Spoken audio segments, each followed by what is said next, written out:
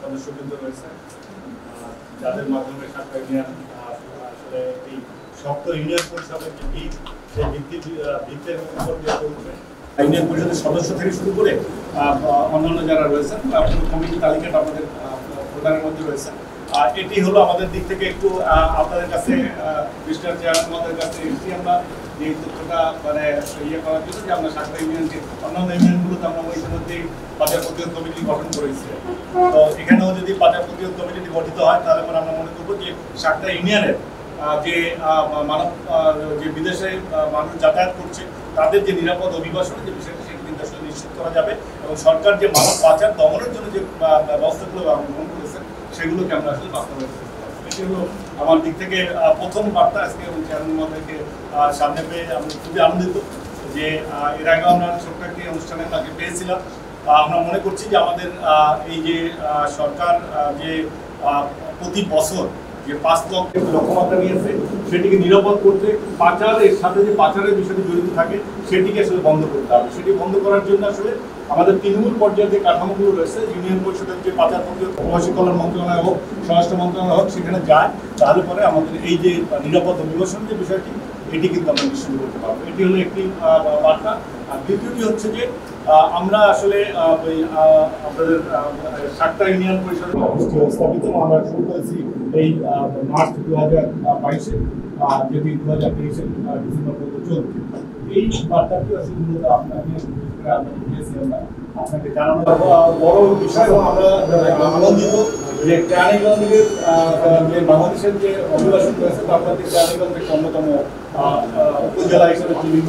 যদিও শাখা মনে করি যে কেরানীগঞ্জের প্রত্যেকটা নাগরিক নিরাপদে যে বিদেশে যাওয়ার যে প্রক্রিয়া সেটির মধ্যে তারা থাকবেন, এবং সেখানে এই যে আপনাদের জনপ্রতিনিধি যারা রয়েছেন, আপনারা যারা নেতৃত্বে রয়েছেন, তাদের যে শক্ত হাতটি তাদের মাথার উপরে থাকবে যদি সরকার আসলে মানে তার সঙ্গে আপনাদের যে ইউনিয়ন পরিষদ বাজার প্রতিরোধ কমিটি এটি গঠন হলে পরে এর মাধ্যমেই আমরা শাখা ইউনিয়নের যে কার্যক্রমটি সেটিকে আসলে এগিয়ে নিয়ে যেতে পারবেন। আমি আমার বক্তব্য বাড়াতে চাচ্ছি না, আমি জানি যে চেয়ারম্যান মহোদয় খুবই ব্যস্ত। আমি সকলকে আমার পক্ষ থেকে এবং আমাদের ইনসিডেন্ট বাংলাদেশের যে আটিবাজারে যে অফিসটি আছে তার পক্ষ থেকে আজকে মানব পাচার শীর্ষক অনুষ্ঠানের অর্থ শাখা ইউনিয়নের উপরে নির্বাচিত সুনামধন্য জনাব ভাই আমার উপস্থিত আওয়ামী লীগ নেতৃবৃন্দ, হয়তো অনেকে চেনা পরিচয় নেয়, মেম্বার বিন্দু, মহিলা মেম্বার বিন্দু, আসলে আপনারা একটা সুন্দর উদ্যোগ নিয়ে আসছেন। মানব কাজ করছি আমাদের এই শাখা ইউনিয়নে, এই আটিবাজার, এই মানব পাচার একটা সুন্দর অফিস হচ্ছে। এটা আসলে আমরা এই শাখা ইউনিয়নবাসী খুবই গর্বিত। এমনকি এই বিটটা 1, 2, 3, 4, 5 এটা আমার বিট, আমার নাম আনবেন আমাদের থানার তরফ থেকে, এবং এই ইউনিয়নের আওয়ামী লীগের নেতৃবৃন্দ এমনকি ইউনিয়নের চেয়ারম্যান সবাই সাহায্য সহযোগিতা পাবেন, আমাদেরকেও সাহায্য সহযোগিতা। সুতরাং বক্তব্য দীর্ঘায়িত করব না, এই বলে আমি আমার সংক্ষিপ্ত বক্তব্য শেষ করছি। আসসালামু আলাইকুম। আজকে মানব পাচার প্রতিরোধ এবং নিরাপদ অভিবাসন কমিটির আজকে গুরুত্বপূর্ণ বক্তব্য করবেন, এবং আজকে কমিটি গঠন করবেন শাখা ইউনিয়ন চেয়ারম্যান, এবং এই মানব পাচার প্রতিরোধ অভিবাসন কমিটির সম্মানিত সভাপতি যারা আপনারা স্বাগত। সকলকে আসসালামু আলাইকুম। আসলে আজকে যে আলোচনা এটা অনেক ভালো দিক, তবে আগের থেকে আমাদের দেশ অনেক ডেভেলপ হয়েছে, মানুষ অনেক সচেতন হয়েছে, মানুষ অনেক কিছু এখন বুঝতে পারে, যার জন্য এটা অনেকভাবে সরকারের অনেক কার্যক্রমের কারণে এটা আল্লাহর রহমতে অনেক কমে আসছে। তারপরও চাচ্ছে জিরো টলারেন্স সরকারের এই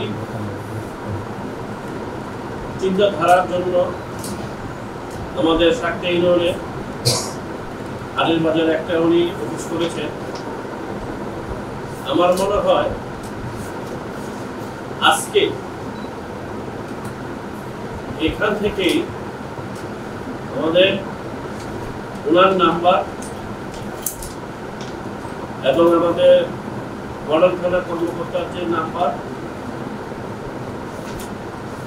এবং আমাদের ইউনিয়ন পরিষদের সচিব সাহেবের নাম্বার সহ আমার মনে হয় আজকেই একটা ফেসবুকে একটা বক্তব্য আমাদেরকে না করতে পারে। সাধারণ মানুষ যাদের ঠিক মতো আজকে যারা বিদেশ যাচ্ছেন তাদের রেমিটেন্সে কিন্তু বাংলাদেশ চলছে। সুতরাং মাননীয় প্রধানমন্ত্রী জননেত্রী শেখ হাসিনা চাচ্ছেন যাতে কোনো মানুষ কোনো দালাল চক্রের মাধ্যমে কোনো ধরনের কোনো ভোগান্তিতে দিতে না পারে। তাই আমি আজকে যেহেতু ওনারা এই প্রোগ্রাম দিয়েছেন এর জন্য তাদেরকে ধন্যবাদ জানাই। তবে প্রথম কাজ করতে হবে আজকে এখানে আমরা বসে দুজনের বক্তব্য আমাদের যে বক্তব্য আছে ছোট করে এবং ওনাদের নাম্বার সকলের নাম্বার নিয়ে আজকে ফেসবুকে আমাদের সাক্ষীর পরিষদের যেটা আছে